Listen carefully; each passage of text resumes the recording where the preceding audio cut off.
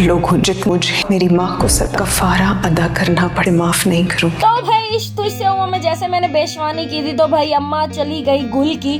और अगर मैं बात करूं यहाँ पर बुशरा खाला की, जो तो कि सबसे ज्यादा मुझे गुस्सा आ रहा था कि भाई पहले तो याद ही नहीं थी ना कि बहन है बहन है बहन है, और अब जब आई है तो अपनी ही बहन के जनाजे को कंधा देने की बजाय या उसको पुरसा देने की बजाय अच्छे से अपनी बहू को जो है ना बुरा भला कह रही है कि ये सब कुछ तुम्हारी वजह से हुआ। अगर इसको पता चल जाता ना अंदर की कहानी क्या है तो भाई ये वाकई रोने लग जाती। अच्छा मुझे कमेंट्स में ज़रूर बताइएगा कौन कौन रोने लग गया था जब फमीदा मरने वाली थी और वो बिल्कुल ऐसे अपनी बेटी से पूछ रही थी कि तुम खुश हो, और जैसे उसने कहा खुश हो और बस जी प्रवास कर गई रू। तो मतलब कौन कौन इस सीन के ऊपर रोया मुझे कमेंट सेक्शन में ज़रूर बताइएगा। तो भाई इस ड्रामे का आगाज ही मुझे यहाँ से करना चाहिए कि भाई नुमान को पकड़ के ना 2 सुथरी लगानी चाहिए थी। अब भाई किस वजह से आया हुआ है अपनी माँ के पैरों में जो है ना रो रहा है, तो भाई अब ये रोना नुमान की जिंदगी में सारी उम्र का लिख दिया गया है।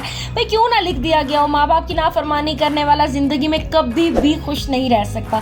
तो यहाँ पर अब नुमान की भी बैकवर्ड काउंटिंग स्टार्ट हो चुकी है। अब नुमान के लिए भी बड़ा पता चल जाएगा नुमान को कि उसकी बीवी कितनी अच्छी है। और जो कह रही थी ना कि 2 दिन में तलाक लेकर गुल वापस आने वाली है, तो भाई गुल अब कभी भी वापस नहीं आने वाली, क्योंकि गुल को अहमर जैसा बहुत ज़्यादा केयरिंग हस्बैंड मिला है। आपको भी केयरिंग हस्बैंड मिला तो मुझे कमेंट सेक्शन में ज़रूर बताइएगा। तो भाई यहाँ पर अहमर अपनी बीवी के तमाम दुखों को समेट लेगा और अपनी बीवी और माँ के ताल्लुकात को भी बेहतर कर देगा, क्योंकि फिलहाल तो बुशरा के दिमाग पे चढ़ गया कि भाई मैंने अहमर की और गुल की तलाक करा देनी है। मेरी बहन भी मरी तो गुल की वजह से मरी है। भाई क्यों ना कहे सुरैया की बातें जो सुन ली हैं, तो भाई इन बातों को मद्देनजर रखते हुए उसने गुल के ऊपर हल्का पाई बोल दी है। तो भाई यहाँ पर इन तमाम बातों को क्लियर करेगा अहमर, अपनी ज़िंदगी में बहुत सारी खुशियाँ ले आएगा गुल के लिए भी, और फिर इन दोनों को बिल्कुल आपस में एक दूसरे के साथ मिलवा देगा।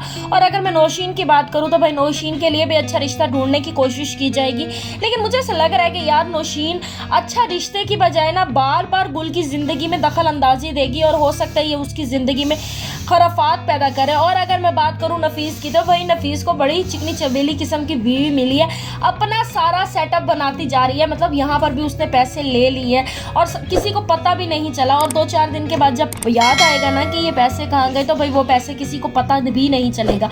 और नफीस अब जो है ना रुलने वाला है। भाई रुलने तो वाला है ना, बीवी सारे पैसे लेती जाती है और मायके को दे देती है, और ससुराल वालों के हाथों भी बहुत काम करवाने। अभी तो वो अपनी सास का लिहाज कर लेती है, लेकिन जिस दिन सुरैया आ जाएगी ना यहाँ पे, क्योंकि नुमान का एक्सीडेंट हो जाएगा और नुमान जो है ना पैरालाइज हो जाएगा, तो उसके बाद सुरैया छोड़ देगी नुमान को, वो नुमान को अपने साथ नहीं रखेगी। तो भाई सुरैया भी मायके में आ जाएगी ना, तो फिर नंद के आते ही ना उसमें नंद और सास को ना चिकना बेला किस्म का जवाब देते रहना है, उनसे काम भी करवाने हैं और अपनी जो है ना बैजा बैजा करानी है। और सबसे बड़ी बैजा तो यही है ना कि वो एक बेटे की माँ बनने वाली है, चाहे भाई बेटी की माँ बनने वाली हो, मगर वो सबको यही बताएगी कि भाई ये एक बेटे की माँ बनने वाली है। और मुझे तो ऐसा लगता है कि यार ये प्रेगनेंसी है ही नहीं, ये सिर्फ एक ड्रामा कर रही है पिंकी। तो भाई यहाँ पर पिंकी का सीधा सा मकसद यही है कि भाई नफीस का सारी जायदाद ले उड़े, उसको कंगला कर दे, हर तरह से जहाँ से भी पैसे आते हैं वो ले लेती है, जेवर भी उठा लेती है, चोरी भी कर रही है, चोरी करवा भी रही है। तो इस तरह से बहुत सारे पैसे लुटवा के ना जब नफीस कंगला हो जाएगा ना, तो ये बाजारू औरत की तरह अपने शोहर को छोड़कर साइड पे हो जाएगी, क्योंकि इसको सिर्फ और सिर्फ पैसे से गर्ज है, ना कि अपने शोहर से। तो भाई नफीस का अंजाम यही होगा कि वो बेचारा कंगला रह जाएगा, इतना कंगला कि उसको कोई दोस्त भी पनाह नहीं देगा सिवाय अपने भाई के, जिसको वो इतना बुरा भला कहता है। और अगर नुमान की बात करूँ तो वो भी तन्हा रह जाएगा, क्योंकि माँ का जो समझ ले जिसने माँ का दिल दुखाया ना, तो भाई वो कभी भी नहीं सुख पा सकता, तो ये भी सुख नहीं पाएगा। बेचारा बीवी छोड़कर चली जाएगी तो अकेला रह जाएगा, तो भाई अपनी उसी बहन के सपुर्द हो जाएगा, क्योंकि वो बहन कभी भी अपने भाई को ऐसे अकेला नहीं छोड़ेगी। नुमान के एक्सीडेंट के बाद नुमान का सारा खर्चा, नुमान की सारी केयर और कोई नहीं गुल करेगा। तो मतलब मुझे ऐसा लग रहा है कि यार गुल जो है ना एक बेस्ट है, या तो उसकी मोहब्बत का वैसे ही वो हो चुका, उसने अपनी मोहब्बत पा ली, और अब अहमर कभी भी गुल को अपने से दूर नहीं होने देगा।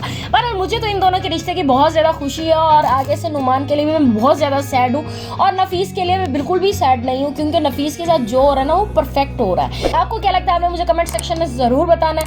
वीडियो अच्छी लगे तो लाइक शेयर और सब्सक्राइब करना बिल्कुल भी नहीं भूलना।